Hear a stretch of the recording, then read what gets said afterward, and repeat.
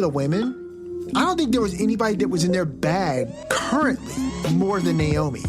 I think she just owned her character in a way that was second to none. Naomi seemed to raise the bar so incredibly high with regards to her character work that you're going to make some people look bad by comparison. And people are going to really have to step their game up.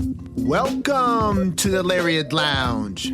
This is the home of smart takes, hard hits, and real talk. I'm your host, Everson Godfrey, co-host Andrew Skeens.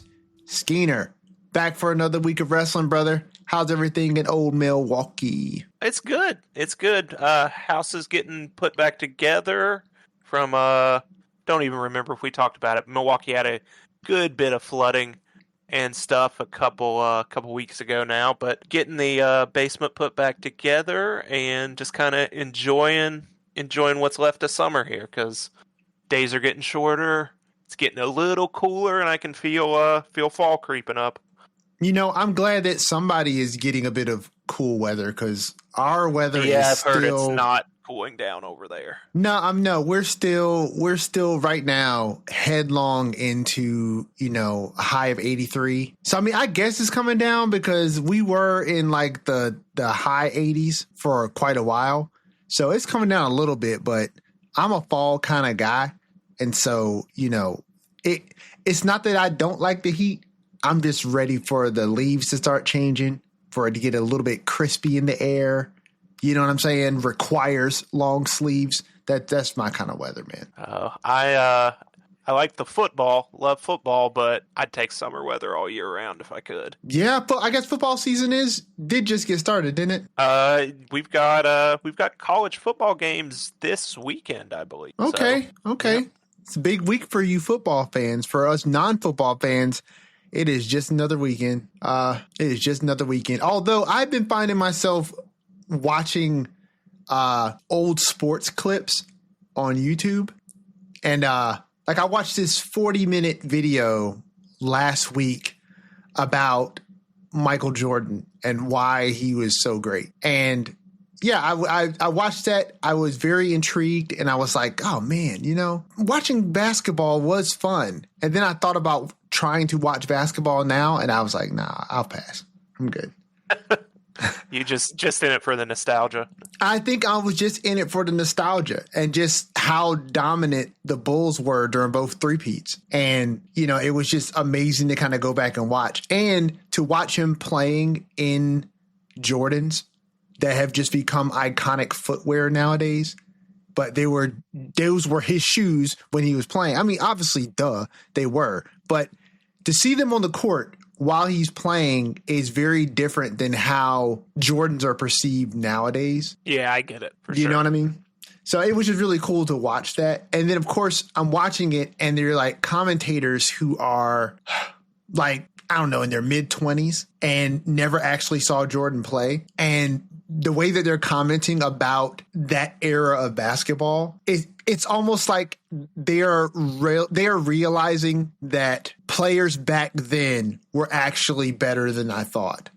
And I'm sitting here thinking, back then, and then I stopped and thought, damn, dude, you are that dude now. Yeah, it is back then though. It is. We're getting up there. It is. I was thinking the same thing, dude. I was thinking the same thing. I watched like a few videos talking about how great Michael Vick was at Virginia Tech, and over 20 years ago. Yes, and Randy Moss when he was at, where was he, at Marshall, Huntington, West Virginia. Yes, Thunder and Herd. Randy Moss, the pride of Rand, West Virginia, not far from Charleston, where I grew up. Yeah, I was watching that, man, and I just remember how big of a name he was. You know what I'm saying? When he came back to West Virginia to go to school. Mm-hmm. And I was like, man, I said, that was crazy. And what threw me, right, is because you forget sometimes. Like, obviously, if you lived it and you were there and, whatnot, you have these things etched into your memory. But it's easy to forget until you're reminded, A, how long ago that was. But then, B, when I start seeing the clips, right, and I'm seeing things that instantly snap me into a particular time period, right? And I'm looking at Randy playing at Marshall, and I'm thinking, man, those shoulder pads were huge. Like, Yeah. they were huge, man. And then I was like, oh, well, that was the era. Back when guys still wore knee pads and thigh pads and everything's a little slimmer, a little more aerodynamic and optimized now. Little of the will start sounding like all the unks out there.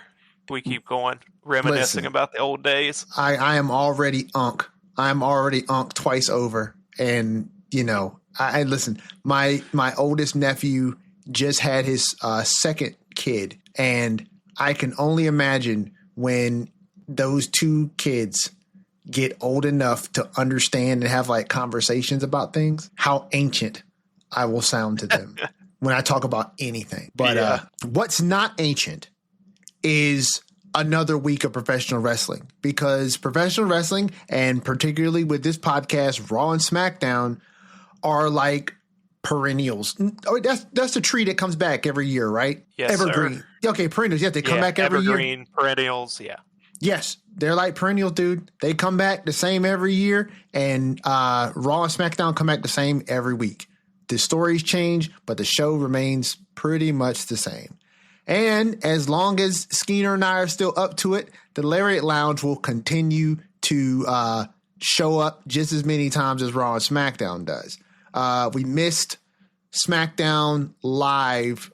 We missed SmackDown for Lariat Live last week. There were some things that were going on, and that just around the house, and that just was not going to happen. No, we did Lariat Live on SmackDown. We didn't do it on Raw. I was going to say you had SmackDown. Yeah, we didn't do it on Raw. I was thinking, I was like, because I watched a little bit back. I'm like, am I making that up that I watched that? No, you did. Okay. You did. But we will see. This has been a trial run for this. So we will pull up again on SmackDown and on Raw, and we'll be running a Lariat Live up until Clash in Paris. And what the goal is to see if the live streams are driving engagement. And if they are, meaning if we get to Clash in Paris and we get more viewers than we did for SummerSlam nights 1 or 2, then this is something that I will consider to continue. And if not, then that's fine. It'll be freeing up my Mondays and Fridays yet again. And we'll still be showing up for you every week for the Lariat Lounge. So if this is your first time showing up, Skeener, please let them know how you can catch us and where you can contact us. We're coming at you once a week, every week in this audio podcast format on all your favorite podcast platforms, YouTube, iTunes, Spotify. We'll be coming at you there. We're over on Instagram at the Lariat Lounge Podcast, always throwing up posts with the episodes, throwing questions, open-ended stuff, polls. Contact us over there on Instagram. Give us a follow. Also, if you want to reach out to us via email, we're at thelariatlounge@gmail.com. If social media is not your thing, feel free to give us your thoughts, comments, questions, concerns, hate mail even. We'll take it. We'll take it if you want to send it our way. But please reach out, get involved. We like hearing from all of you. We love making it a community thing, and that's what we're trying to build. And you, the listener, are a big part of that. So please reach out to us, follow us on those platforms. Hey, that's where you reach us. That's where you reach us, man. That's where we're going to be at, and that's how you communicate. So please come out and hang out with us. We love catching you guys on the lives when we're doing them. And of course, we love you coming in here and listening to us talk about what we love, which is pro wrestling. So enough with the fluff. Let's get to the stuff. So Skeener, I will give you credit first and foremost because you absolutely called Bronson Reed and Roman Reigns. I'm going to go ahead and give you your flowers right off the bat. I guess with the whole Shula Fala tribal thief thing, it makes sense. I don't know why that didn't register with me until you said it. And then I was like, oh yeah, that does kind of make sense. And then I don't know, like, are they doing these announcements for Clash in Paris on the program? Because I don't even remember them announcing. I was going to say, I don't remember it on the show, but they do that a lot nowadays where you'll just be in the middle of your week and you'll hop on Twitter or on Facebook or whatever, and you'll see, oh, this match just got announced. Yeah, so I know. I why they do that. I think it's maybe just like an engagement driving strategy, something like that. I don't know. pulled that out of my butt. But I wonder if if it's I had working. to give a reason, that's what I would guess. I wonder if it's working because They're making a lot of money and they keep doing it. So, well, yeah. I mean, if it wasn't working, I figured they'd stop. I guess I just, as a wrestling fan, I have just grown used to the matches being announced on programming, and to not see it announced on programming it's just a little odd. But yeah, because it's hard to keep up, and particularly when I'm looking at the storylines and what's playing out on television or on Netflix. And these beats are happening with regards to matches being announced. But if I'm not paying attention to social media where they announce this stuff, then Raw comes on and I'm watching a segment where they're now addressing something that they didn't announce on, you know what I'm saying? They didn't announce on during the show. And now I'm having to play catch up. Like, when did they do that? I don't know. I get the idea, but I feel like if you're someone who is only catching match announcements on social media, I would question how much you're watching the product. Like, I don't understand why that focus isn't particularly more centered on the primary aspect of your product and who is the core audience and who's watching. But I don't know. They may know something more about their social media engagement. Yeah, it looks like it was earlier this morning because I saw a match graphic, I think, on Instagram. Looks like 10:19 a.m. Central Time.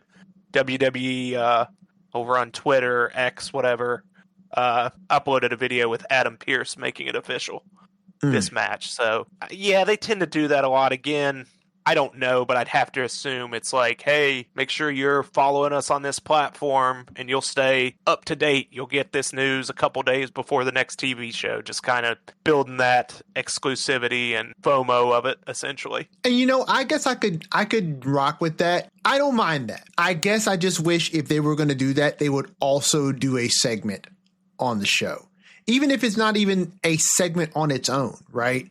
Like if during the Visions opening promo, they made a very clear denotation, you know what I'm saying, about Bronson Reed v. Roman Reigns at Clash in Paris. But they kind of gloss over it, you know what I mean? And then you hear about it kind of in passing that, oh yeah, this thing is happening.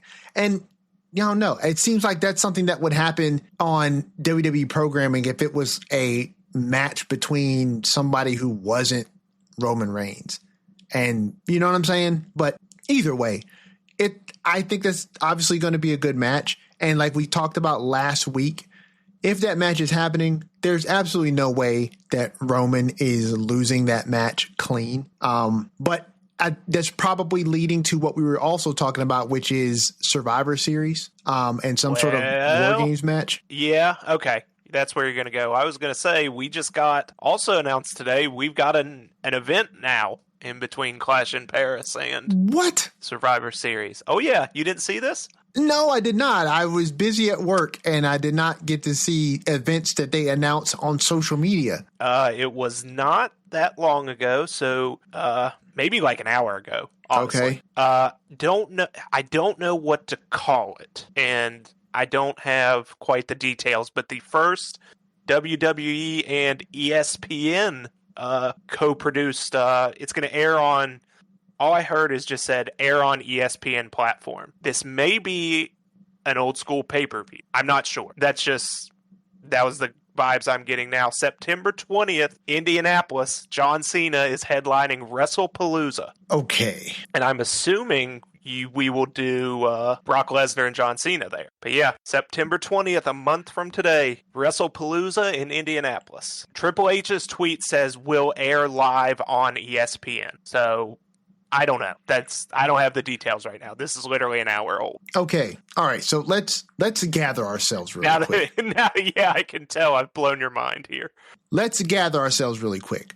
Because one, I don't think ESPN Plus or that streaming service is even available yet. Not the one that WWE is going to be on. Right. They do run like UFC pay-per-views are on ESPN Plus right now. So they could do that. Okay. All right. But I don't know. Well, we'll find out more in the coming hours and days, I feel like. I'm just going to say this.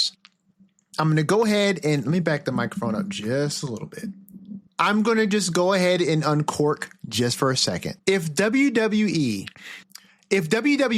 is going with the model of driving their customers to Netflix for standard programming, okay, i.e. Raw and SmackDown were on cable. If you had cable, you watch Raw and SmackDown. Now, I'm not foolish enough to believe that there are very many households in America at this point that do not already have Netflix. Okay. But suffice it to say, there may be some people who do not have Netflix. That's entirely possible. Now, you drive your customer base to Netflix for Raw and SmackDown. Now, currently, if you're in the States, you still need Peacock to get the PLEs. Okay. So you have 2 paid streaming services. It's a lot easier to believe that there are more people out there who do not have Peacock than have Netflix, right? So you're driving cost up via Netflix. You're driving cost up via Peacock just to have access to standard weekly programming as well as PLEs. Now, with this new partnership with ESPN, if what you're telling me is that if this is true, that this is running through ESPN, which I believe is true, that's not the part I'm questioning. Okay, hold on. Let me jump in right here because now I'm looking at the official graphic that just got posted by WWE. Okay. On the bottom, it says streaming exclusively on and then it has the logo for the ESPN app. I don't know what that means. Streaming exclusively on ESPN app logo and on Netflix International. So that is the extent of the knowledge we have right now, I believe. Okay. I'm going to go ahead and say this. If you're listening to this podcast, this is not sponsored by NordVPN. This is not sponsored by NordVPN or any VPN out there. I'm going to say that off the rip. But if this is WWE's model that they're going to push on American customers, I would advise you keep your Netflix and get a VPN. Not only does that VPN give you additional protection when you're browsing the web, which is important because your data gets out here in a multitude of different ways, and it's hell on wheels trying to get your data off of these sites to keep all of these cookies and all of these different things from distributing information to people who sell your information via information brokers to the highest bidder. Okay. That's a positive thing to have for VPNs. I know my NordVPN protects my PC, both my wife and I's phones, and any other connected device that's in our home. Okay? I can almost guarantee you the cost of NordVPN is going to be cheaper than whatever subscription ESPN rolls out to mollywop you over the back of the head to get more money out of you. This, in my opinion, is 100% grade A USDA BS. This is what happens when WWE merges with the UFC, right? And gets purchased by another company, and their focus now is more profit driven than ever before. They are going to sit here and almost try to nickel and dime us for every single bit of professional wrestling that we consume. And I refuse to do it. I thought that when the deal was done with Netflix, that this was finally going to be a way for WWE to get a massive paycheck via Netflix, and B, that it would consolidate WWE programming in a way, in a space where, hey, if you make my Netflix subscription $3 or $4 higher, but I'm getting all the things in one place, that's a win-win for everyone. But what this seems like it is more of the same when it comes to corporate greed, okay? When it comes to corporate greed, their only responsibility fiduciarily is to their shareholders, raising their stock, making more money, reducing overhead. And what that looks like is not particularly focused on delivering the best product possible. It's focused on how much money can they get from all sources to make the people at the top richer than they already are. That is my soapbox on corporate greed. But man, listen, if you weren't already pissed off about Brock Lesnar's inclusion in John Cena's farewell tour and question why go with Brock, understand that they've got that, he's one of Cena's biggest rivals, but why go with Brock when there's so many other people to go to? I'll tell you why, because Brock is going to drive ESPN sales for this streaming service. And that's why you bring him back, because they were planning to do this new PLE that's exclusive on this other streaming app that if you want to see it, you're going to have to go buy. Skeeter, please step in, dude, because I am okay. I'm losing my mind right now. I will go ahead and say we do not know where this is streaming. It just says streaming on ESPN. That could mean it's an exclusive streaming on what would be Watch ESPN, which is just like, if you have any subscription cable or, any other like streaming service that includes the ESPN network, you can watch this. It doesn't say ESPN Plus. I think this could just be that. Now, I get it if you don't already have some, YouTube TV, Hulu Plus Live TV, a cable subscription, you may be out of luck here unless you do your VPN Netflix internationally. So I don't know. I just don't have enough information right now. I get the concerns about it is like it's if you don't already have it, it's another thing to pay for, and that sucks. What annoys me the most is, or at least where this seems to be pushing, is you said the word consolidation, and it's a much nicer experience as a fan to have things consolidated. I'm going here for WWE, and this is where all this stuff is. But like right now, it's so disjointed and weird, and it really I'm someone that likes to go through old Raws and Smackdown and as I'm going to bed, watch an episode, then next night watch the next week's episode. Stuff like that's so hard now because okay, now some of the old Raws, but not all of them are on Netflix. Smackdown and other stuff is still locked on Peacock, and it sucks. It makes you long for the original network days when it was so easy. And it doesn't seem like we're getting that back anytime soon. No, it doesn't, man. And I agree with you that, yes, we don't know. There's a lot that we don't know. But I'm going to take your position that you had last week when we were talking about the Karrion Kross situation, right?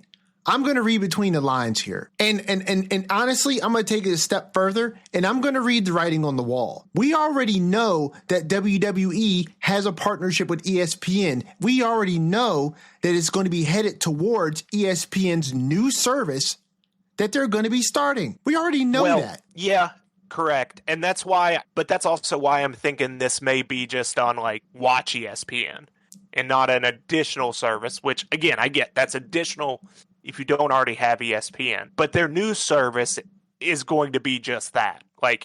If you have ESPN, you will get the new service. Right, but if you don't have ESPN, so you're already paying for ESPN. So if you're already paying for ESPN, you're going to get the new service. But for people who don't have ESPN or whatever service it is you're paying for currently, you're going to have to pay for this new service in order to get PLEs if they're driving them to ESPN. The point I'm making is that what they're doing right now with this, WrestlePalooza, listen, I like the name, but with WrestlePalooza, dude, this is a dry run. This is a dry run to see how much engagement they're going to get when they drive customers to this new platform. Who's going to make the jump, right? And you entice them with a huge marquee main event in Cena v. Lesnar. That's where you drive that, right? So you pick the biggest draw you can find, which is what they've always looked at Brock as, and they're going to bring him in for this huge draw on this in a new direction and see how much engagement they can drive in that direction before they implement what they're already going to do, which is drive all of their PLEs through ESPN to this new service, right? And listen, I'm sorry, the further you get in specification of entertainment, right, the more proliferated you get with regards to what services people have, right? Almost everybody's got Netflix because Netflix shows TV shows, it shows movies, it's got all different kinds of things, and they're not specific to any type of genre of show or movie, right? And Netflix has been around for a long time at this point. So most people have some sort of subscription to Netflix, unless you're like really old or someone's parents or grandparents, right? Most people have Netflix. And yes, there are probably a lot of people who are sports fans who got ESPN and stuff like that. But sports is its own specific genre, right? And because of that, you're going to have people who don't fit within the overlap of the Venn diagram, right? Who are not fans like myself. Love pro wrestling. I used to be an athlete at the high school and college level, but I am not someone who follows professional sports. I don't have an ESPN subscription because, like we were talking about at the top of the show, right? I don't really watch football. I don't really watch basketball. I don't really follow these things like I used to anymore. So I don't have that subscription. And I would venture to think that there are plenty of others, particularly, right, in this pro wrestling space, right, who love pro wrestling but are not either athletes themselves. They don't really follow sports. Maybe there are plenty who are, but there are plenty who are not, right? And this is, in my opinion, this is WWE in a blatant cash grab move, trying to get the most money that they can get out of this product. If I'm putting myself in the position of a shareholder, I don't blame them at all. This is exactly what you should be doing, right? I can understand it and not agree. So I can understand that this is what is best for business, to bring that old quote back again. But at the very same time, it's hard for me to not look at this and feel like, man, like WWE is just really, really going to start costing me a lot of money to pursue. Even back in the day when pay-per-views were a thing, right? You didn't have to pay for Raw or Smackdown. So well, you paid for cable. Okay. One of them was always on cable. So like, I don't know. It's just, to me, it still goes back to, it's just so proliferated, essentially. Like, yes. It's just everywhere. It's easier as a fan if there's one home, not just cost wise, but kind of convenience wise too. Like, yes. No, I agree. It's getting to be like, I need another thing. I mean, granted, yes. I already have them. And if I didn't have them, I'd get them. Like, I'm not going to pretend that I won't be there watching it. But it's just like, I don't want to get to the point where I'm like, I pull up the wrong app or streaming service. And then I sit there, I'm like, where's the WWE? Oh, it's on this one instead. Yeah. Like, it's a very first world problem, but... Well, I tell you this, man. It's one of those things where back in the day, it sucked to be a fan of professional wrestling if you were abroad, because you just did not have access to certain things in certain parts of the world. But they're eating good now. They're eating lobster and shrimp right now. Like, they got Netflix, they got Raw and Smackdown and pay-per-views on Netflix, and they still have the network some places. Yes, and it is what you're describing you wish this was. Yeah. Which is what we all thought and hoped WWE was doing when they merged with Netflix. That's what we hoped. My hope was that what everyone else in the world was being sold that they were going to get, we were going to get at some point. I obviously understood, right, that contracts are a thing and that contractually they may be obligated to ride this thing out with, with Peacock and, the deal that they had with Peacock. I understood that. I just thought that, okay, once that contract lapsed, once the contract with Smackdown lapsed, that they were going to then bring both those into the fold the way that they're doing abroad with Netflix. But it doesn't look like that's the case, at least not here in the States, right? They're going to nickel and dime us to death. And it bugs me personally just because I see what you're capable of doing, right? When I see what the UK, when I see what the rest of the world gets, I see what you're capable of doing. I think even Canada has it. Oh, yeah. I mean, good setup. True. Like, I see what you're capable of doing. But what you then put your core audience through, if it's not the cost that gets you, it's the proliferation. It's one more app that you've got to own, one more thing that you got to go through. It is a very, like, it's definitely a response or a result of being part of TKO. Like, maybe they make this move without it, but I don't know. But, you know, it's disappointing. But it is. It really, the show really rolls is. on. The show rolls on. I will say, like, you know, this has kind of happened, and you hear pro football fans complain about it because they're like, oh, we used to just have the games on network TV, then you got to get cable for the Monday night game, and now the Thursday night game is on Amazon Prime, so you got to have that and all that stuff. And I just, you know, while it sucks, there's almost like there's no use getting upset about it because I know what's happened when other things and forms of entertainment have done this. The audience grows and the money comes in and it justifies the decision. So there's no use in me getting more upset than I need to about it. True. You know what I was just thinking? I wonder if behind the scenes, WWE, TKO more broadly, and NordVPN are in bed with each other. like maybe. For real. Like if you I was listening to what's it? Steph's Places, her podcast. Yeah. And I think it's called Steph's Places. Or What's Your Story? No, that's Cody's. It's What's Your Story with Stephanie. Okay. Yeah. So I was watching that ladies episode they had with Naomi and Big Jim. Not the one that they announced, which we'll get to that. Huge news.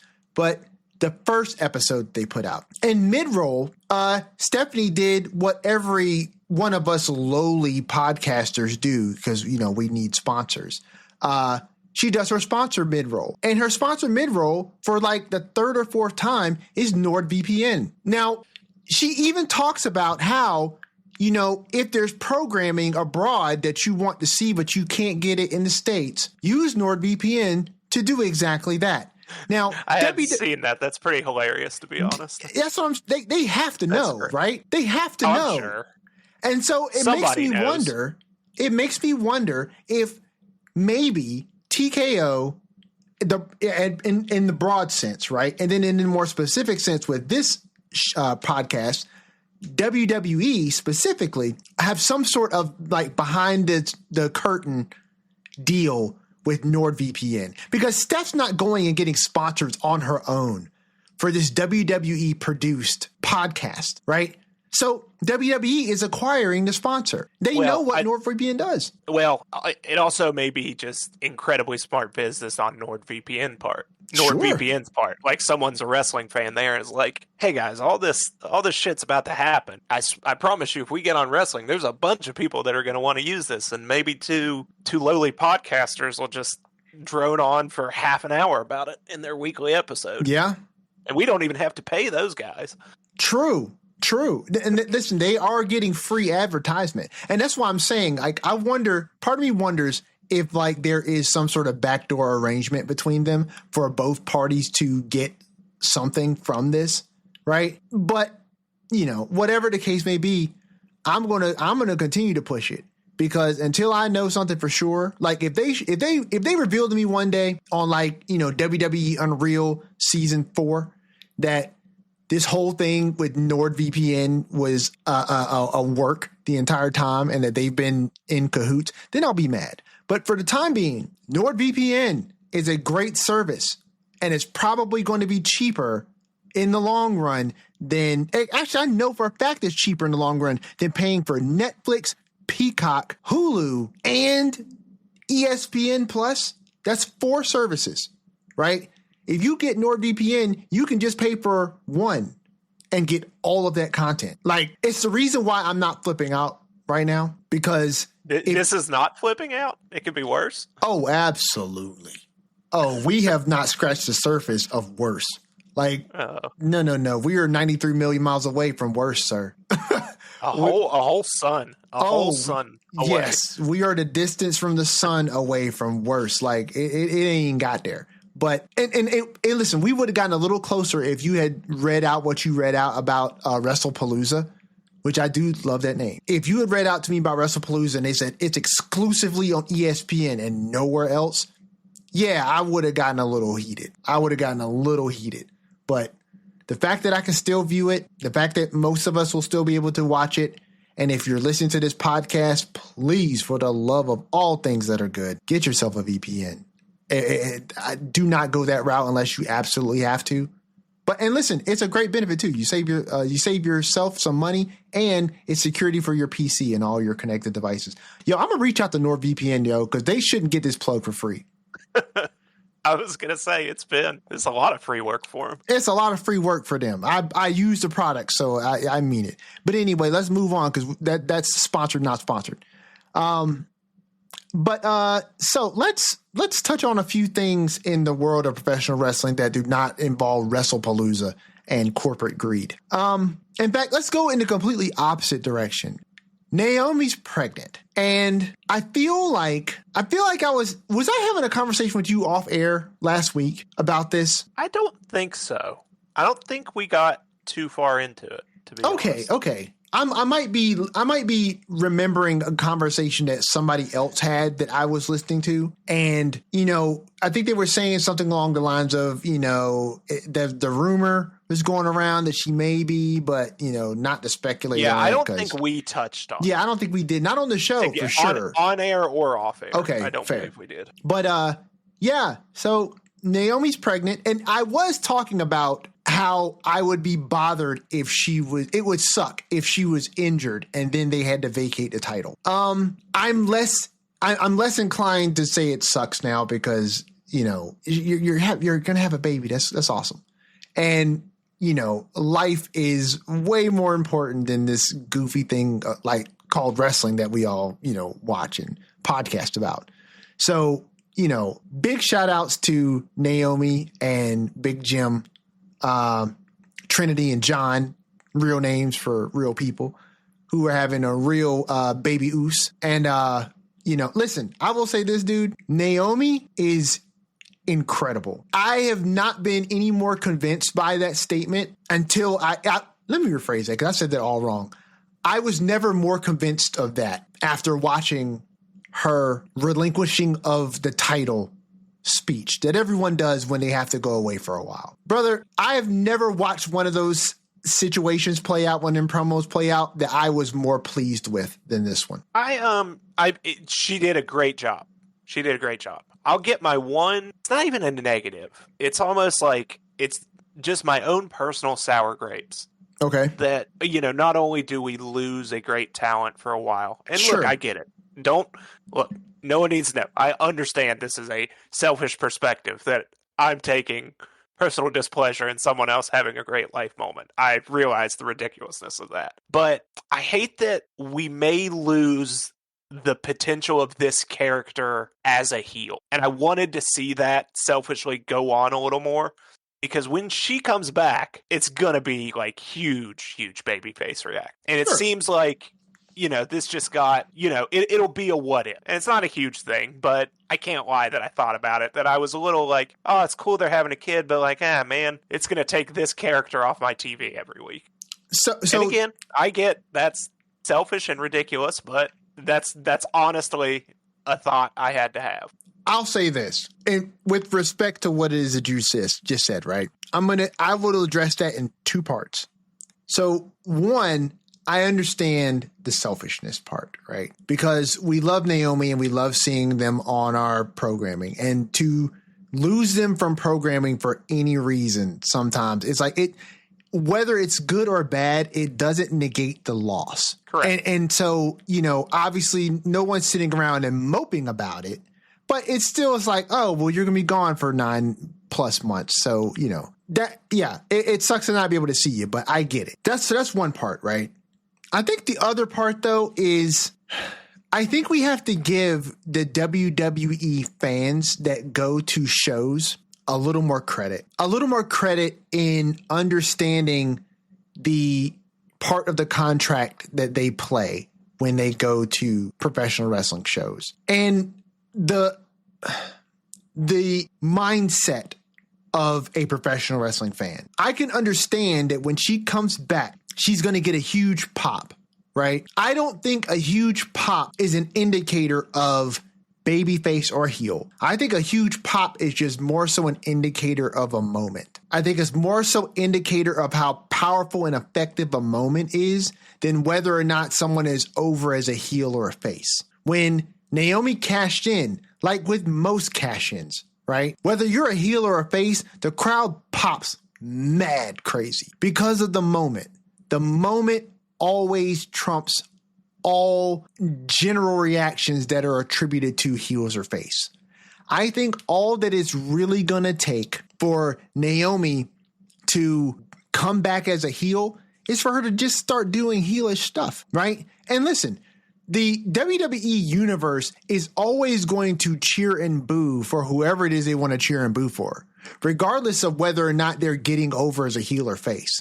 I think you're not getting over when the crowd is indifferent. If they're silent, you're not doing your job, whether you are a heel or face. If they are, showing general indifference to your presence or what it is that you're doing, then there is cause for concern, right? But if you're a heel and they're booing everything that you do, right? And mind you, there are two different kinds of boos, but let me not get off track, right? If you're booing what a heel is doing, then it's working. I think if what a heel is doing is eliciting cheers from the fans, then I don't think that the person is necessarily not being effective as a heel. I think the fans just generally like what the heel is doing. That kind of makes the fans more so backing of a heel than someone becoming face. You know what I mean? And then you could, depending on what you do with a character, they could slide into that weird gray area where either you're like an anti-hero or you're the face that does questionable things, which still makes you that kind of anti-hero gray area. But I don't think that necessarily is, at least not for me, is a concern, because I don't think that Naomi is going to be fighting for things that are good in a negative way. I think she's going to be a dastardly heel when she comes back. And I think that people just love Naomi and they love her heel work, and they're willing to play into the contract. So when she comes out and she screws someone out of a championship match, I think that, maybe they'll cheer initially when she comes back because they're just going to love Naomi. But listen, she sticks with it, and they'll treat her the way they're supposed to treat her. I have zero concern with her missing her opportunity to really be a heel, because she was really a heel now, and people liked her and people still cheered for her. They would cheer for her when she's running their city down. And that's usually that fair. You know what I'm saying? That's usually that easy, cheap pop that you can get as a heel, and they cheer for her anyway. So, honestly. Yeah, that's fair. I am, it's always, I'm interested to see with who steps up into the title scene and where we go. Like, now, do we just throw it back with do we just throw it back into Io and Rhea because they're developing something non-title in that space, which I like. We had more fleshing out of this conflict between really Asuka and Io, and now you bring Rhea into that mix, and I thought that was a really good segment. I agree. I like that, and it made sense because, to recap, Io has her who's she wrestling? Raquel? Yes. And that match happens, and after that match, Roxanne comes down, heals her, giving the business to Io. Rhea comes out and saves her. And then, backstage we get Asuka asking Io, hey, you told us to stay out of your business last week, and now Rhea gets to be in your business. What's up there? Then Rhea comes in and goes, well, I didn't see you out there, and all that. I think that's good. I think letting Asuka show this personality is good, and I'm interested to see where this goes. And you have Io being like kind of the frustrated, attempted peacemaker, to the point of throwing a little fit, getting really frustrated this week. So It'll be interesting to see. I, too, like I think you do, hope they keep the title away from that because, like we've talked about, maybe Rhea could use some time away from the title in the same way Charlotte did. Not that we're at that point, but to maybe avoid us getting to that point. Yeah. With some people. But then I think, where the heck do you go with it then? Oh, I know where you go. Okay, well, let me know. So we've already had some people who were supposed to challenge for that title, and they were denied that because, as we know now, Naomi could not compete because she was pregnant.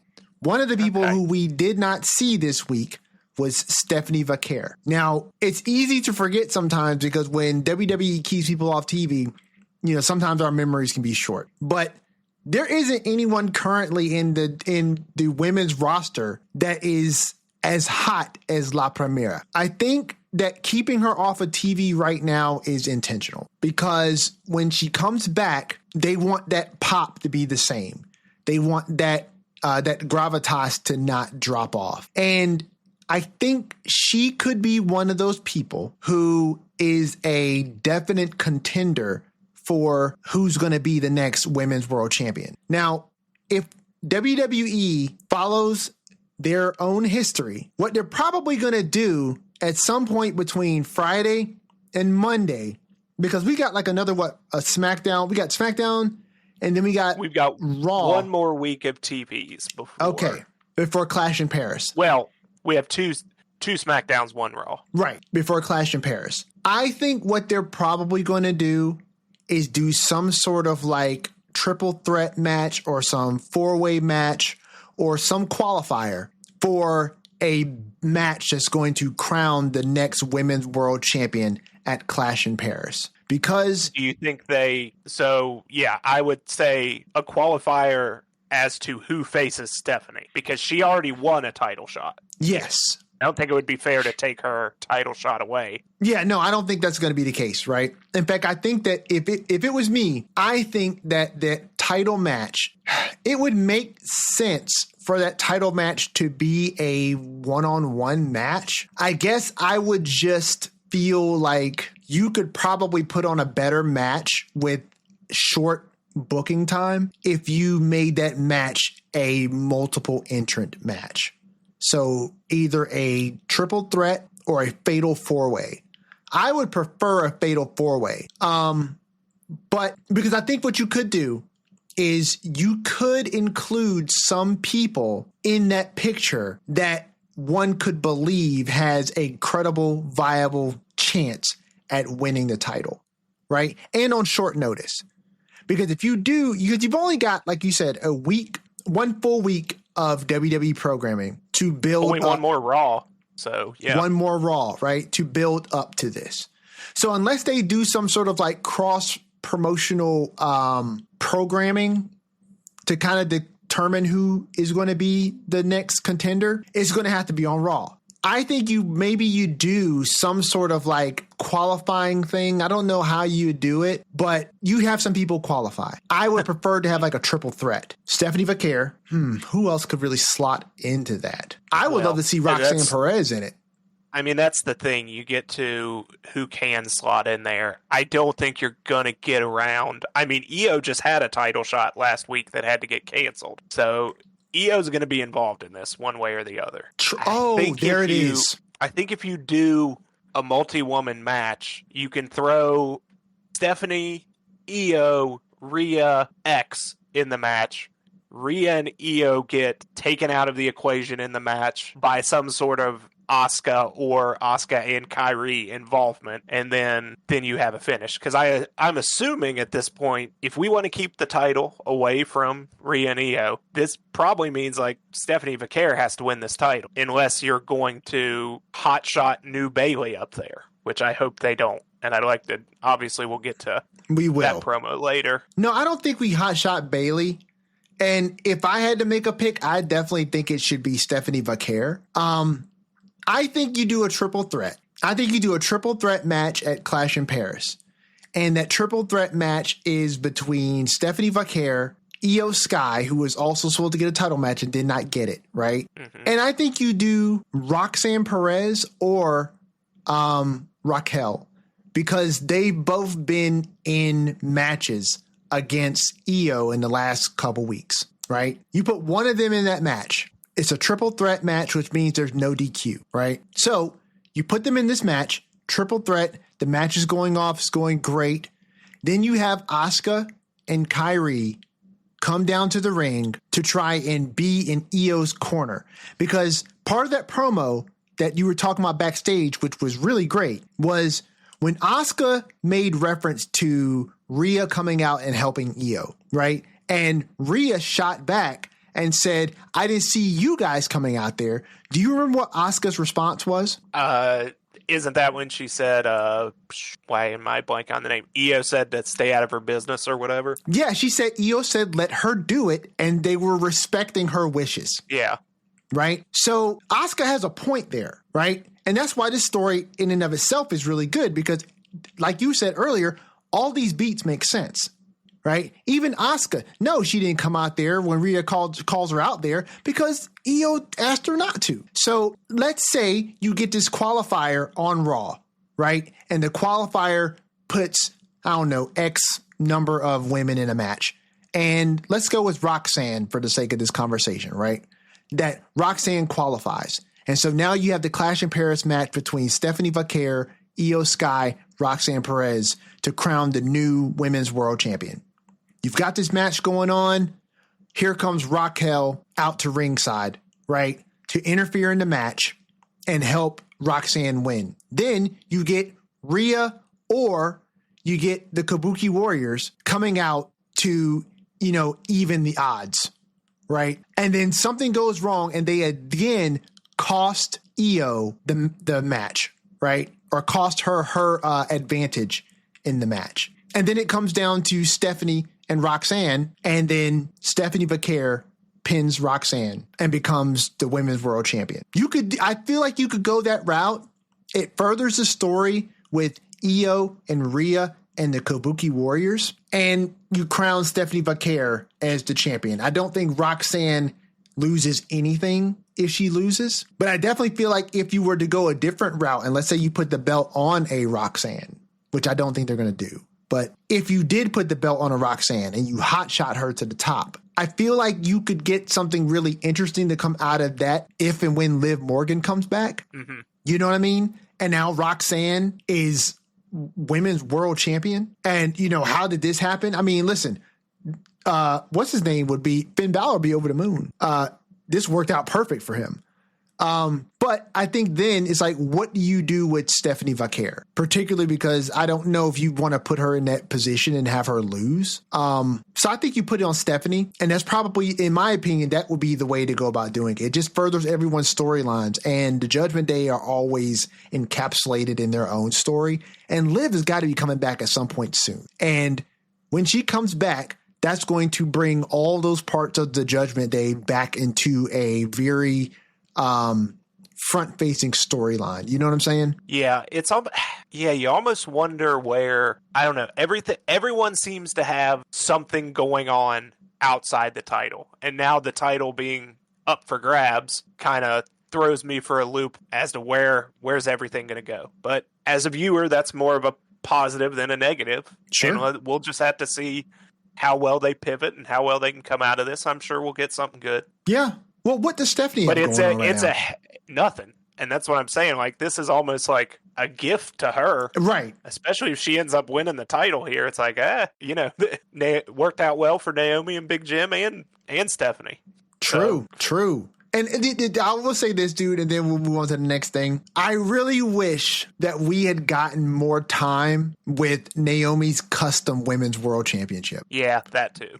We don't see that very often anymore. And when I saw it, I was like, I knew when she was going to do an announcement about the state of the women's world championship that it was getting relinquished. Like that's a really odd segment. Right. But then when she came out, she had the custom. She could have came out with the salmon jacket and said she had a lot left in the tank.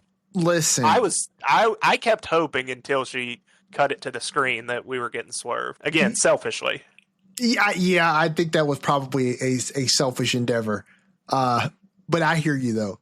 Yeah, I when I saw the title, I remember thinking to myself, she's going to relinquish this title and she just got a fresh strap on it. Yeah. Like, I wish people did little things like that more often because they don't do it very much anymore. But like, I remember being geeked out back in the day as a kid when the Ultimate Warrior was Intercontinental Champion and he had that yellow strap. Yeah. That was so sweet. I thought that was just the best thing ever. And I loved it when The Miz brought back the IC Championship in its retro form with the white strap. Love that. I wish they would just do stuff like that more often. But anyway, let's see. What else did I write down here? So we touched on Io and Raquel. Go ahead. Let's just go right to Bayley because we mentioned her. Yes. I am all in on this. When it started, either a week ago or 2 weeks ago, where we just got to sit down and she was essentially just whining for a bit, I was like, where are they going with this? Because I don't want to just see like mopey, whiny, woe is me Bayley. Yeah.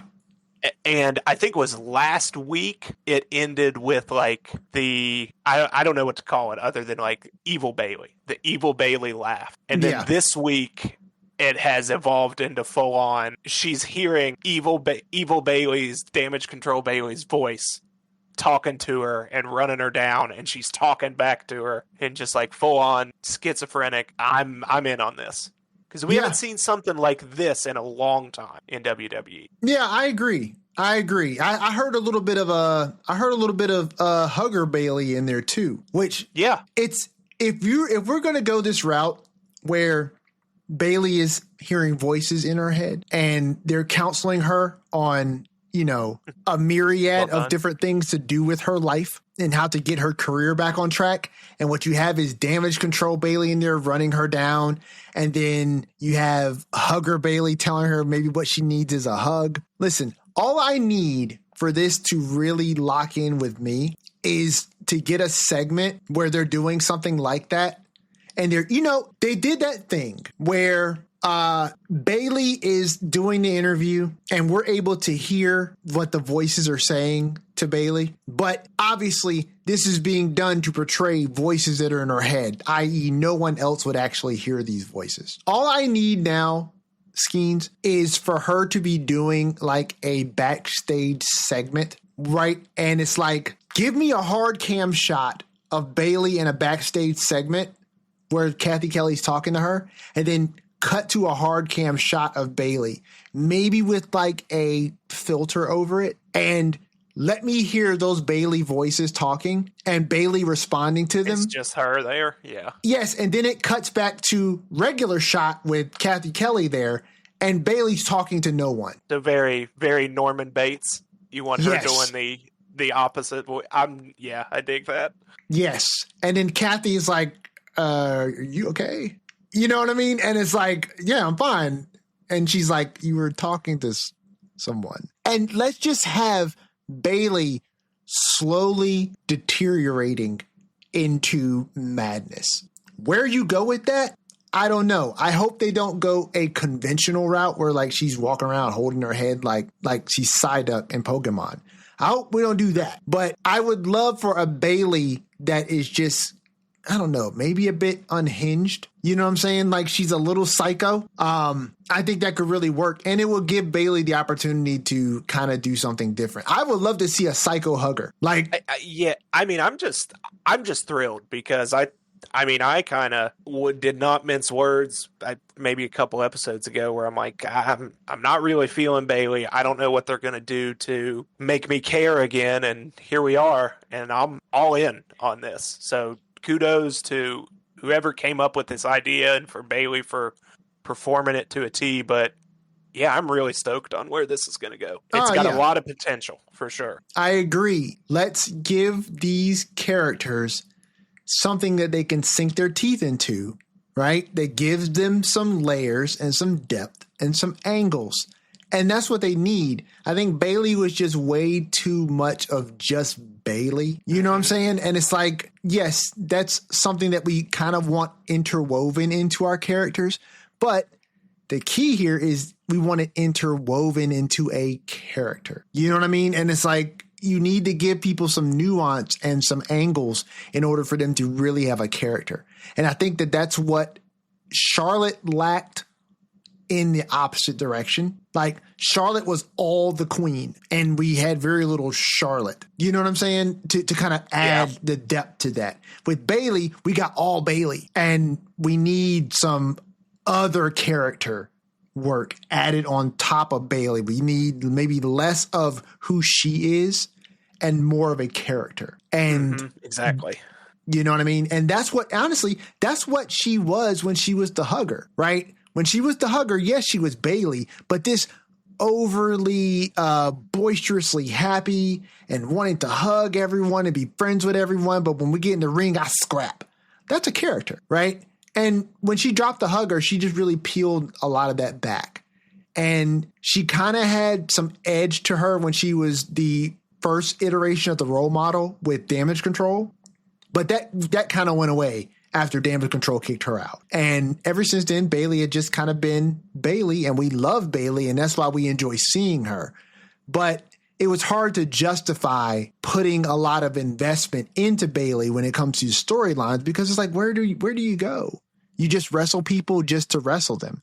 But the best title runs come with story arcs that really matter, and they need real characters to make those stories matter. So yeah, I agree with you, dude. This is exactly what they needed to do with Bayley, is to give her some character work to jump into. And we'll just have to watch and see how this goes, because I've never seen Bayley really dig into this bag before. Yeah, it's completely new side. You could have given me 100 guesses as to, okay, where do they go with Bayley? And I wouldn't have told you as she sits down in an interview and starts hearing her past selves talking to her and chastising her. Yeah, I like the fact that they're taking a risk. Yeah. It's nice.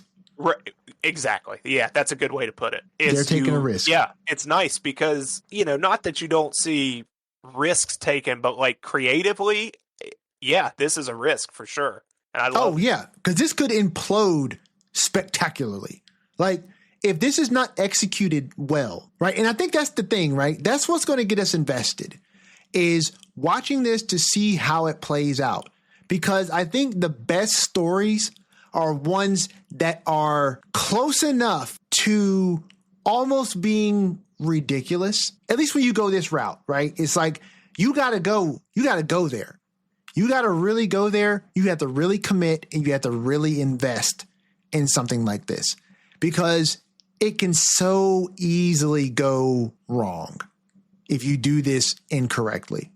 And so far, they have not done that.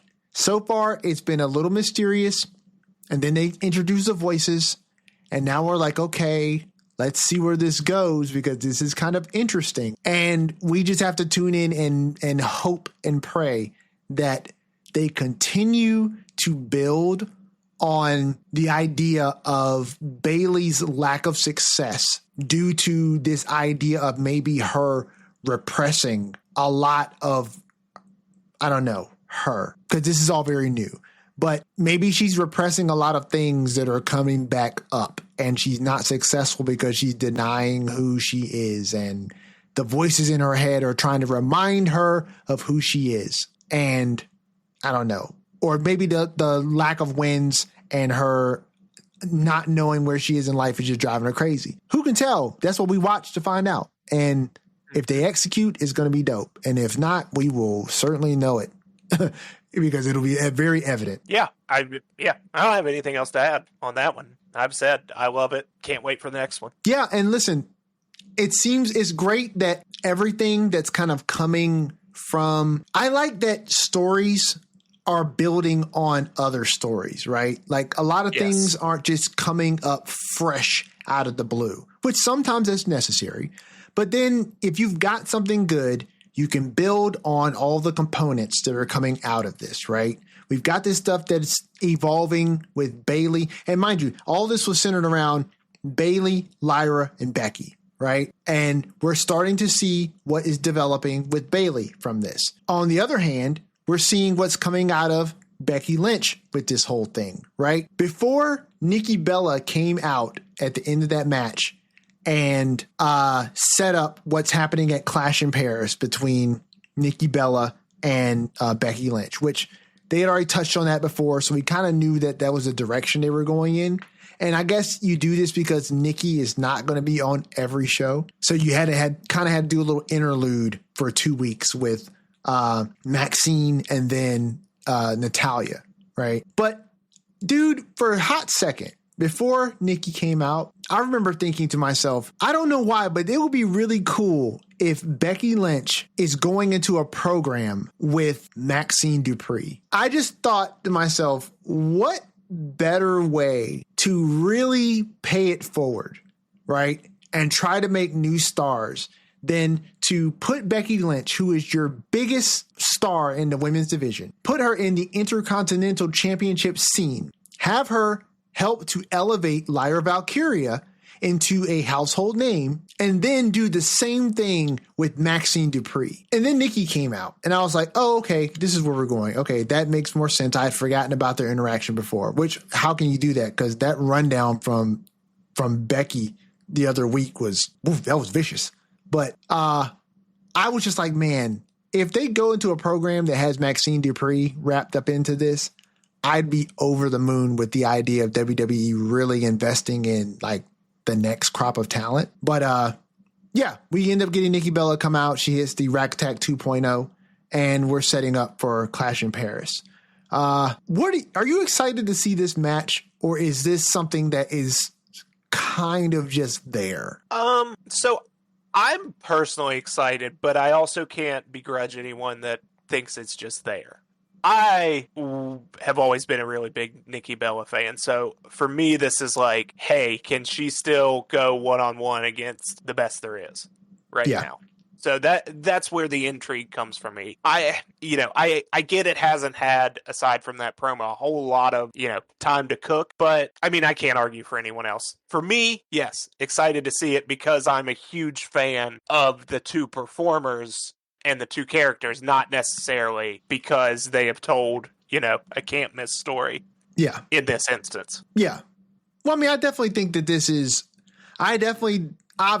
obviously, Nikki Bella is not going over at Clash in Paris. I don't see that happening. I really feel like you have put way too much right now in Becky Lynch as IC champ during this IC run for her to lose it to Nikki Bella. I don't see them doing that, right? I think she's too good right now as IC champ. So I definitely kind of see this as maybe the stopgap for Becky right now. This is a feud to fill in the gap between now and Survivor Series and who she moves on to next. Now, I'm not even going to begin to speculate on that because the women's division on Raw went from seemingly airtight at the moment to now with Naomi out on maternity leave. This kind of really shakes things up a bit, right? Because you're going to get a reshuffling at the top of that women's card, which means if you bring in some faces that you might have had hovering around that mid-card scene, you're going to have to either bring some people hovering around the main title scene down, or you reach into your bag, which is pretty deep, and you start developing some new people. That's what I would love to see, right? Is Becky defends successfully at Clash in Paris, and we start to build someone new for the title scene. I don't know who that is. I'm right with you. It seems like, there's almost that vacuum of space that's there that we kind of hit on earlier, where everyone's got their thing going on the same way with, like, if things play out the way we kind of think and Stephanie Vaquer wins this title, where they go there, same way with Becky. And I think you're right, and this is the time where, hey, you probably got a bunch of new talent. Let's give them a shot. In what, I don't say this condescendingly, but kind of like a low stakes time. Like, it's not WrestleMania season. Right. We're nearly as far away from that on the calendar as we can get. Right. So, yeah, let's give some people a shot.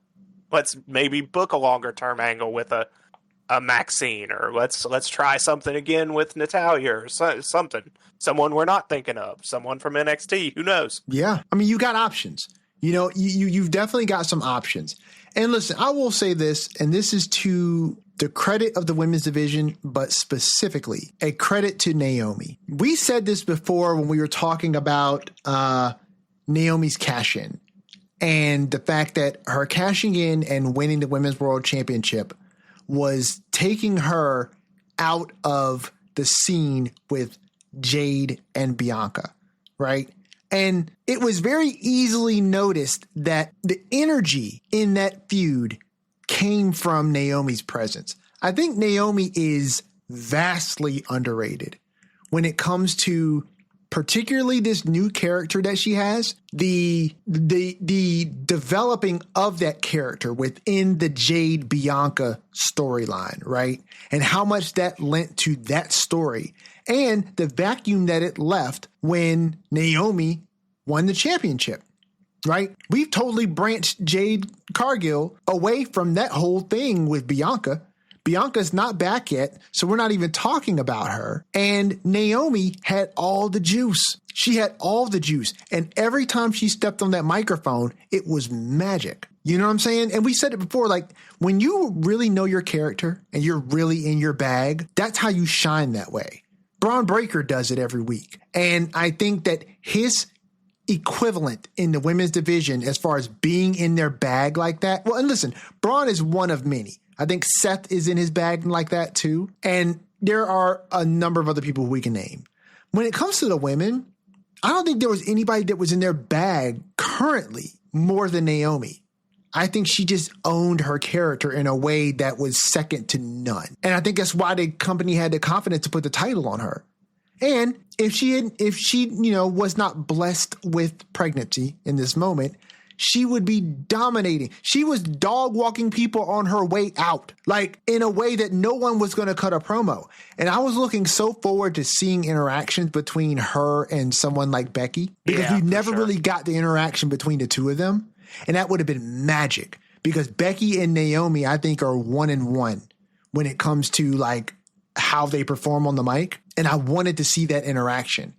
But now that Naomi is gone, Becky is in the Intercontinental Championship scene, right? Who fills that vacuum at the championship level? Because I'm going to be honest, I think that they could put it on Stephanie, and I think that that would be the right move. But man, for the short amount of time that Naomi held that title, man, she really made a huge footprint that I think it's going to be difficult for someone to come behind her and fill those shoes and not look at this person like, well, I'm expecting you to step all the way up, because Naomi seems to raise the bar so incredibly high with regards to her character work that you're going to make some people look bad by comparison, and people are going to really have to step their game up. And if you get that title put on you, Stephanie Becerra is a great talent.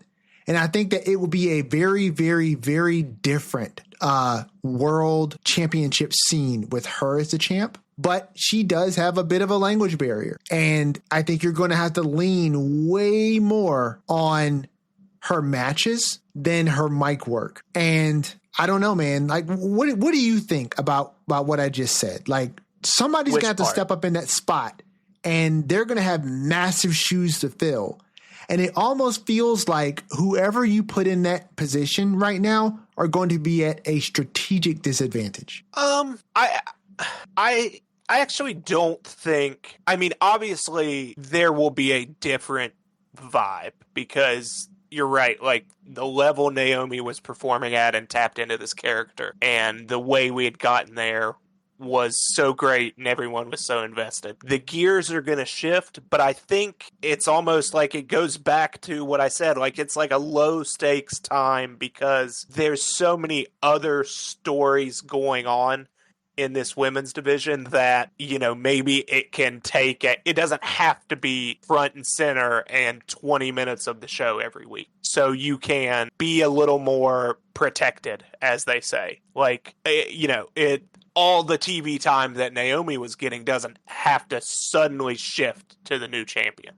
Sure. You've got Becky, you've got a new Bayley coming on, you've got Rio and Ia and Asuka and them. Like, you've got a Nikki Bella when you need it. I think it's a spot where someone doesn't immediately have to step in and fill those shoes, because we are lucky enough to have so many other great stories and great performers that even though, they will be the champion, if we're assuming still it's going to be Stephanie, she will be the champion. She doesn't necessarily have to be the focal point. And I know some people won't like that, but there have been times where that's just the case. Kind of like it is on SmackDown. Like, the focal point of the women's division on SmackDown is Alexa and Charlotte. It's not really Tiffany Stratton right now. I think in the same way you could get there on Raw, for better or worse. So I'm not as worried about someone paling in comparison so much to Naomi that it hurts whoever this new person is. Yeah, I guess I can see that. I mean, as long as the product is strong and the matches are good, I have confidence in WWE in that sense. I guess it's not even a concern. It's just more so an observation, right? Which is that title has gone through such a great story between Io and Rhea, right? And then even before that, right? Where you had Bianca, Rhea, and Io, right? And you had that whole feud. And then what came from that was Io versus Rhea at Evolution 2. Then you have that monumental cash-in from Naomi, right? And then you have Naomi, who's really in her bag, laying the groundwork for a lot of things, and then she's got to step away. So I have faith that the same people who are putting those stories together will be able to put together something that is serviceable. You get accustomed to more than serviceable. And then, to think that it could step back into the serviceable space it makes me almost wish that in that triple threat scenario that we were talking about earlier, that you put the title on maybe Roxanne. I think if you put the title on Roxanne, it would be far more interesting, because you do have a storyline in the Judgment Day that has been long running, has been very interesting, right? And this would add a new wrinkle to that storyline, particularly when Liv comes back, because Liv feels like that's her title anyway, right? And so that is just and listen, if anything is going to finally give us the implosion of the Judgment Day, it would be two members of the Judgment Day infighting over the same title. You know what I'm saying?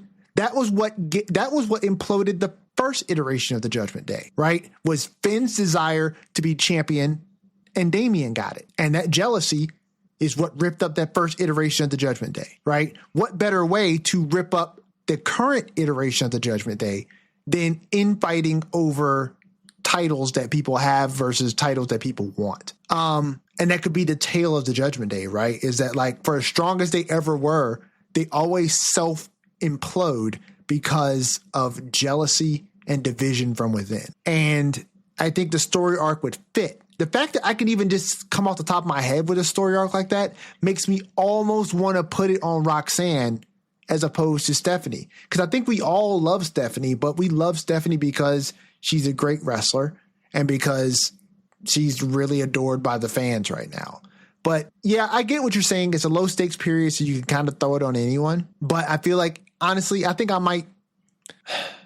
it would depend on who gets put into that match, because they're obviously going to go the route of determining that champion at Clash in Paris. They should anyway, right? So if they go that route and they don't necessarily say, hey, we're going to do a qualifier at Clash in Paris, and then we're going to give you the championship match at WrestlePalooza that you got to pay for.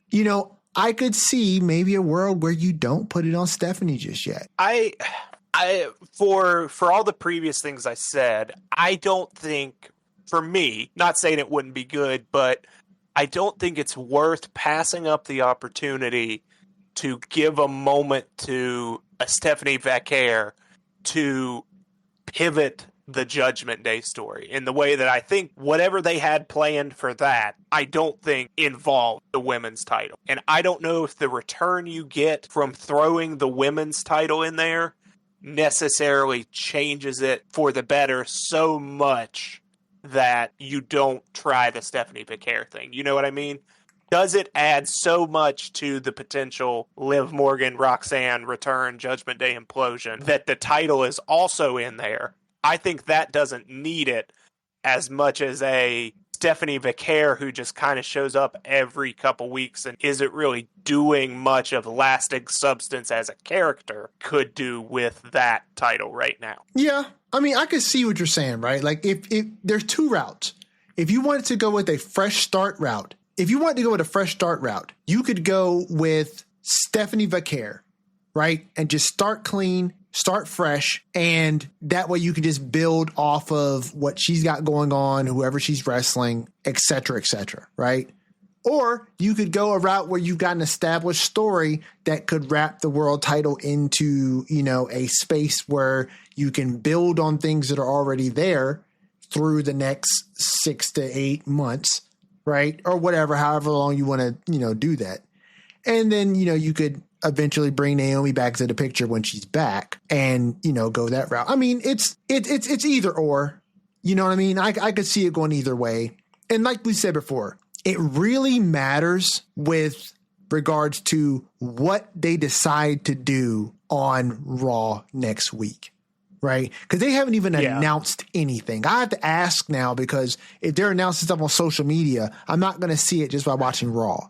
So they haven't announced anything yet, have they? No. Most of the focus is on WrestlePalooza right now. Okay. Well, and that's my concern, right? Is that, listen, WrestlePalooza is a thing. They could announce anything for WrestlePalooza. So, well, they announced that John Cena will face a superstar he has not faced in over a decade. Okay, so that's probably Lesnar or Tensai.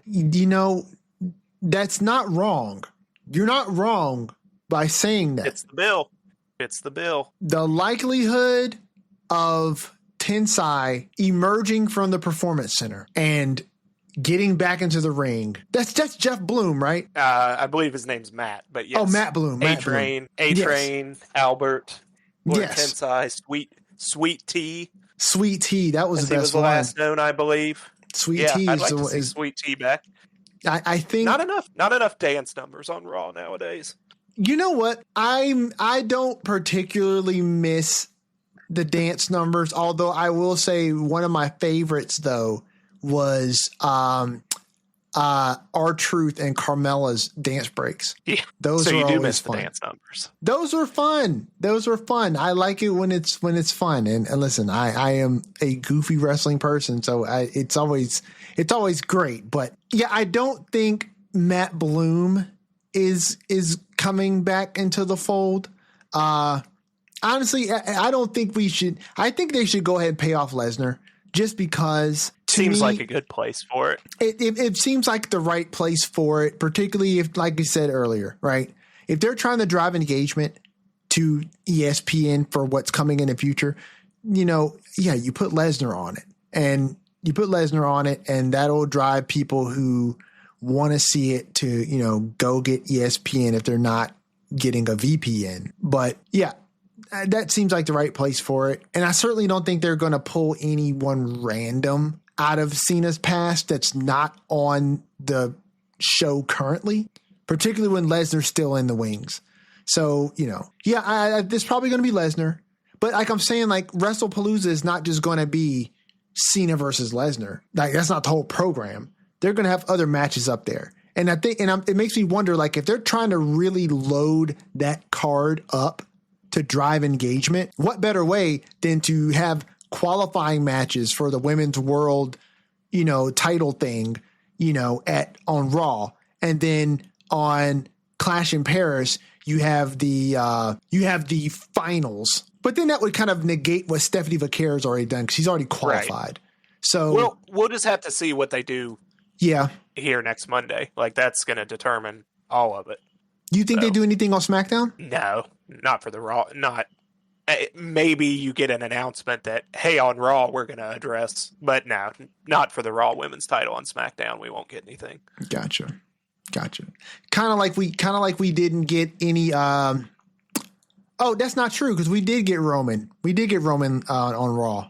I did. Sometimes I miss our tribal chief and well, I mean, I wasn't going to spend too much time on Roman because like it's not like we pushed this story and character arcs didn't go that far forward. We just kind of reached the inevitable of here's the match.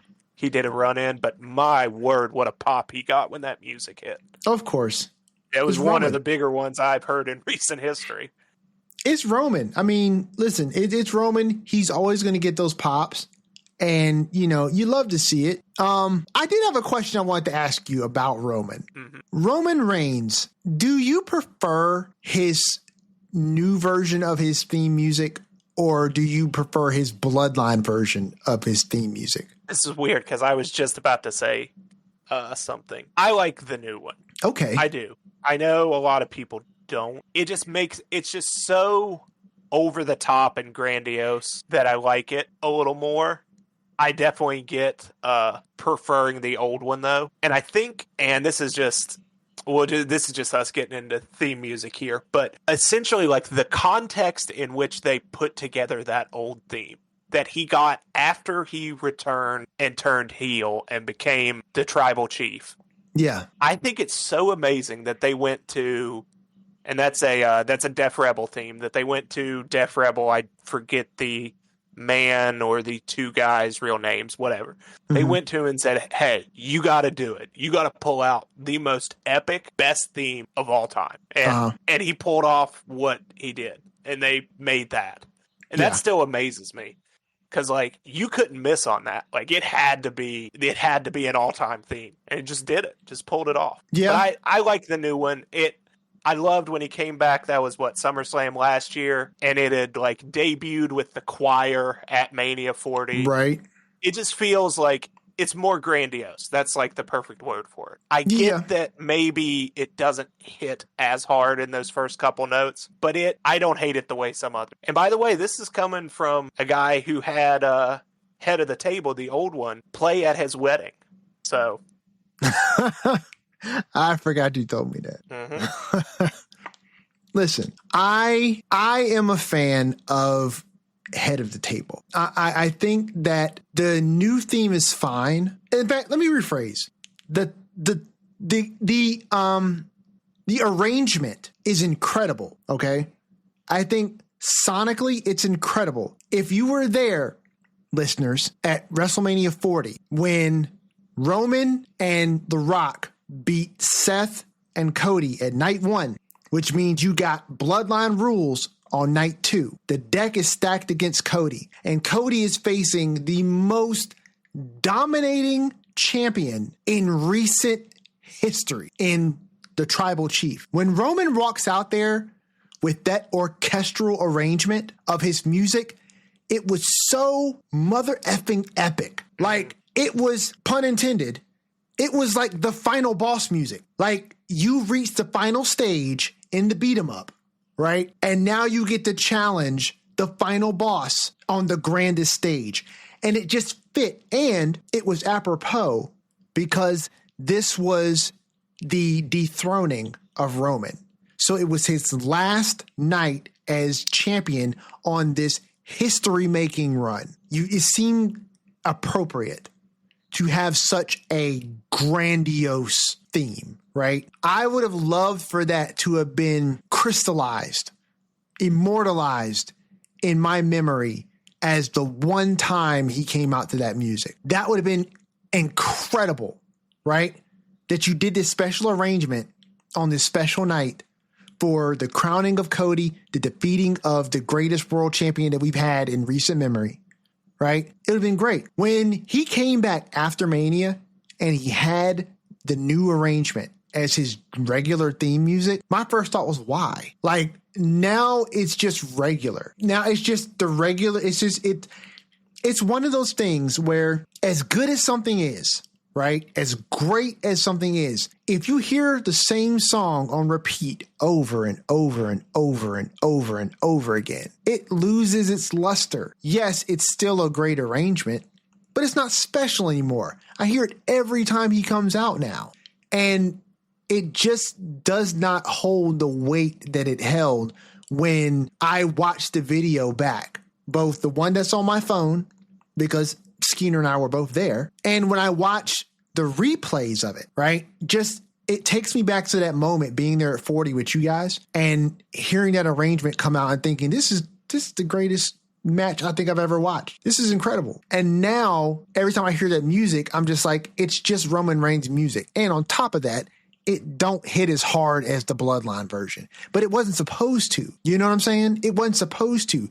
It was the grand finale for Roman. And now it feels like the grand finale every time he walks out. It doesn't land the same for me. I wish they would just gone back to his regular one. Even if you wanted to do like a slight overlay of some of the elements and then base it on the head of the table theme where the drums still hit harder, the bass still hit harder, some of the notes in between, like the different phrases in the verse were the same, that just kept the hard edge to it. And then you could add maybe some of the horns, some of the trumpet, some of the trombone on top in the back of it. That would have made it cool, but it's just a remixed version of the live orchestral arrangement. And I don't know. I personally am not a big fan of it, but mileage will vary. Yeah, I get it, but no, I'm still all in on it.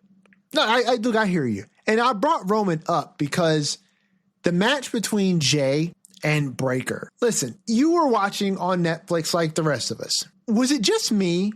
Maybe I missed something, but did it seem like there were some jump cuts that were in that match when you were watching it? I don't really remember. Let me refresh your memory. Be honest. Let me jog your memory. So the first commercial break, quote unquote, right, that happened had Braun Breaker and Jey Uso in the ring, and there was one chair. Jump cut to the end of the quote unquote commercial break, and we're getting a recap from Cole and Graves on how the tide of the match changed, right? And apparently at some point, Breaker goes out of the ring, grabs a chair, and then he hits Jay in the head with this chair, right? But then when we come back to the live action in the ring, there's like 15 chairs that are in the ring.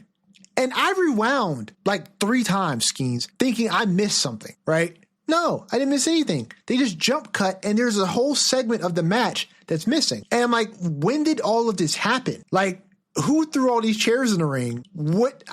It was weird, but the match was great. And let me tell you something. Every now and then, these pro wrestlers must get like a pep talk backstage, right? And they're like, hey boys, so when we go out to deliver tonight, we're going to be delivering on a level 9. Okay.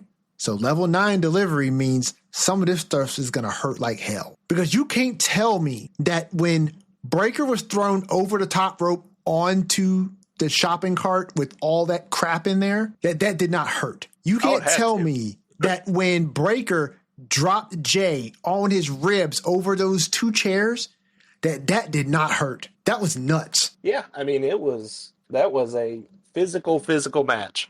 And I think most of the guys and girls, whenever it's a main event, even if it's weekly TV, there's still the attitude of, we're going to go out there and deliver. Sure. We're the main event. We're going to give the people their money's worth. And they definitely did, I thought. Oh, listen, I agree with you. I think that every time they go out there, they're like, yo, we're going to deliver for the fans. I'm just thinking to myself, as somebody who's not a pro wrestler, that like I might be in the mindset of like, yeah, we're going to deliver. And then, I don't know how many days they get the card or what it is that the matches are going to be or what the story is that they're telling. But they're like, hey, so next week we're going to put you and Braun in a hardcore rules match. Anything goes. Pinfall and submission, the only thing done. And this is what we got written up, right? So we're going to have Jay, we're going to have him throw you onto a cart full of weapons. And Jay, you're going to take a freaking body bump with your ribs over the top of 2 chairs. That'll be sweet. And they're just like, yeah, that's cool. Let's do it. And not that they wouldn't be of the mindset of, yeah, let's go ahead and do it. But I just wonder what type of mindset you have to take your mind to on top of that, knowing that you're going to be doing certain types of spots that are going to be particularly painful. You know what I'm saying? Yeah, I get where you're coming from. I don't know. That's why I know I couldn't do it. So. I certainly would not attempt it. Diamond Dallas Page was a gem for a reason, because he gets into pro wrestling at what, like 37? I think he was like 37 when he started pro wrestling. Yeah, that couldn't be me. That couldn't be me. I think that I wouldn't even attempt it. My wife wouldn't allow it. My wife would not allow it. But that was a hell of a match. And so how did that match end? We didn't get a finish to that match, did we? Well, it was Extreme Rules. So Roman came in and cleaned house, and Jay gave him a splash through the table. And he won. That's right. He won. Roman held him up, and then they're jaw-jacking on the way out of the show, and that's how we ended Raw. That was a good match. It was a good match. And like you said, they're setting up for Bronson versus Roman, and then Jay is in the Fatal 4-Way. So, yeah, dude, they're setting up nicely. We got another week of Raw. We got 2 episodes of Smackdown, which is probably why we didn't really touch a whole lot of Smackdown today. Yeah. But, before we wrap, I do want to point out Drew promo was great. Yes, it was. SmackDown. Loved that. Loved him addressing all that. I am so glad about the way they handled, not necessarily stoked that, we're going back to the well with this Aleister Black and R-Truth, Ron Killings, but how they handled Truth / Ron Killings and the character, in that he now seemingly has a switch he can flip, for lack of a better term. Yes. Like that, Aleister Black can come up to R-Truth and be like, man, what are you doing? You're just back to being the old funny guy, huh? And then he can flip that switch and be like, and I think it was what he say, like, he must have forgot. Yeah. You're not going to tell me who I am. Yeah. And so that's still in there. And I'm glad he gets to keep that and also keep the other stuff people loved. Yeah, so I think agree. That's going to give more longevity to R-Truth, Ron Killings as we go forward. Yeah, you need that depth. And he was very much loved and very much a one-dimensional character. And when he came back, we got to see a side of Truth that we hadn't seen in a very long time. And it was nice to see. When Cena turned back to the light after a stern conversation from Cody, Truth just flipped back too. He was like, I can go back too. And I was thinking to myself, man, what a way for WWE to just wipe the slate completely clean of that whole stint, right? With Cena as a heel. Yeah. But listen, for as much as I don't like the way they wiped a lot of that stuff away, if what we did get from that is another maybe year or two with R-Truth and Ron Killings, and getting some nuance and diversity there with him, and maybe get him in some matches where he can, be in front of the crowd and really shine a little bit before, he sunsets. It'll be worth it. And listen, maybe that's something that is of benefit and John is happy about, that he's able to actually help with assisting to put Ron over on his way out. Yeah. I mean, that's an interesting way to look at it. Yeah. The only thing we got is to save Ron Killings' job and get more R-Truth on our TV. It almost may be just worth it just in that. Yeah. Listen, however you slice it, right? When you take a step back and you look at this, John Cena's last year essentially saved Ron's career. I didn't mean for that to rhyme, but like his last year saved Ron's career, because it seems like they were going to probably let him go regardless. You know what I mean? And in light of the fact that all this stuff was wrapped up in Cena's farewell tour, put so many more eyeballs on Truth that when he got released, that groundswell was overwhelming. You know what I mean? It was overwhelming. And then you've got the Triple H call that gets ignored, and Nick Khan reaching out directly, and then Truth is back. And now he's got some layers, a little bit of depth to him, right? And you listen, Aleister Black ain't doing nothing. And I don't think he's going to be one of those characters that ever really cracks the main event scene. I think he's probably going to be a consummate mid-carder. So why not? Why not put Truth in some positions where he can interact with some of the more prominent mid-card acts, right? And allow that man to shine a little bit. And so, listen, that's a great way to look at it, is Cena helped put Ron back on the map a little bit on his last year. way to put the fresh talent over, John. Yeah, I mean, his childhood hero. Listen, it's great when your childhood hero can come back and help put on like these fresh new faces. You know what I mean? And just get them over when, you know, you got a market that's just saturated with the old guard. That someone like John Cena, like Jonathan Cena, will come in and just reach down, you know, and just really scoop up some of these newbies and just be like, let me take you under my wing and give you this rub on my way out so that you can have a long and prosperous career at the top of the card, because that's where people like R-Truth belong. They belong at the top of the card with all the rest of the talent that's coming up fresh from NXT. You know, I think he's got a long storied career in front of him. For sure. I will say this before we shout out to my final shout out was going to be to Ron Killings on his country album that he has released that today hit number 10 this week on the Billboard country album charts. Oh my God. You know what? Shout out to Ron Killings. Shout out Ron. I'm not going to hate on Ron. I have thoughts, but I'm going to save it for probably off the air conversation if we even get there. But shout out to Ron. I'm going to give my final shout out. And listen, maybe we'll do this. I kind of like where this is going. That like when we end the episode, we do our final shout outs. Okay. I'm going to give my final shout out. I'm going to give my final shout out this week to Trick Williams.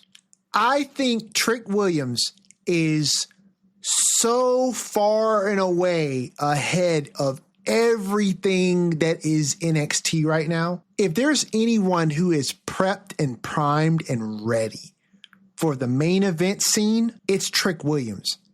I like when you saw that promo that Trick did, right, on Raw. And then he very quickly cedes the floor to Javon Evans, which they're going to be competing for the TNA championship? Yes. You can see how many light years ahead of Javon Evans Trick Williams is when it comes to his character work, his presence on the microphone. It's just night and day, right?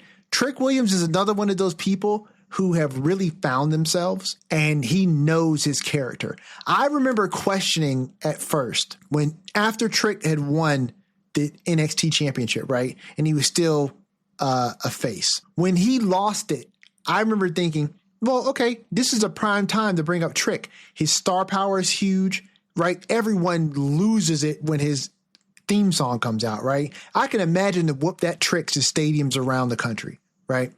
And I was just like, yeah, he's primed. When they kept him there and then, you know, he started doing heel work, it reminded me of what they did with Roxanne Perez. And I remember thinking the same thing. But then when I saw Roxanne on the main roster, I thought, you know what? Her heel run is what she needed because it was just that slight additional layer that just makes her fully rounded. And I think Trick Williams, even more so than Roxanne, has benefited from this heel run. Like, he was a great wrestler, and I think his theme was over, but you could very easily run dry with that after a while if you're just an entrance and you're good in the ring. But boy, his character work has stepped up from like 8 to 11 as a heel. And I feel like when he hits the main roster and he's an effective heel like that, man, he's going to get over like gangbusters. And then when they do turn him face, right, he should keep that edge and still turn face and run people down the way he does. Dude, he is a bona fide star in my opinion. If he can stay healthy and keep up at his game, dude, Trick Williams is going to destroy WWE. Well, to be determined.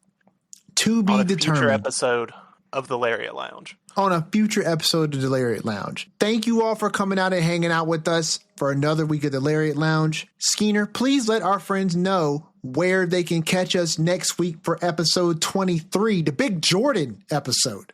The Jordan episode. Now, I won't have any Jordans on for the episode because currently the Tribal Thief has robbed me of all my J's. And, you know, I am currently J-less. So, you know, let our listeners know where they can listen to our J-less feet and our J-less voices talk about wrestling next week. We're coming at you once a week, every week, podcast format. iTunes, YouTube, Spotify, all your favorite platforms. Check us out over on Instagram at the Lariat Lounge Podcast. Throwing up posts, stories, polls all the time. Want you to reach out, send us your thoughts. If social media is not your thing, send us an email at thelariatlounge@gmail.com. Please, anything you think about the show, about wrestling, about life, anything, reach out to us. We're trying to build this community, and everyone, as you know, is always welcome in the lounge. Absolutely. Let us know what it is that you may want us to talk about. We're always going to get up here and talk about wrestling. But if you got something specific that you want to hear our takes on, let us know. Reach out to us on Instagram, reach out to Skeena, reach out to us through the email, and just let us know what it is that you're thinking, because we would absolutely love to hear your thoughts. Matter of fact, Skeena, if you would do us a solid and throw up a poll on Instagram when you get the chance, I have a question for the listeners. Yeah, go shoot. What version of Roman Reigns theme music do you prefer? Because apparently the host on this show is split. We're split. Yeah, I think prevailing opinion is with you. I would love to see how many people share your opinion, because I don't think it's bad. I just think the other one's better. But let's see what the people think. Let's do 3 options. Give them the head of the table, give them the new theme, and then give them the option of like, I like them both. Okay. And we'll see, and we'll see what their consensus are, because I do believe there are probably some people out there who are like, yeah, I like them both. They're both great. So give people the cop out option. Give them the cop out option. Sometimes people don't like to be held to the fire, so we'll give you a cop out. But if you're a real one, you'll answer straight up. Anyway, guys, listen, we love you guys. Thanks for coming out and hanging out with us for another edition of the Lariat Lounge. From your host, Everson Godfrey, co-host Andrew Skeens, please watch yourself on the way out.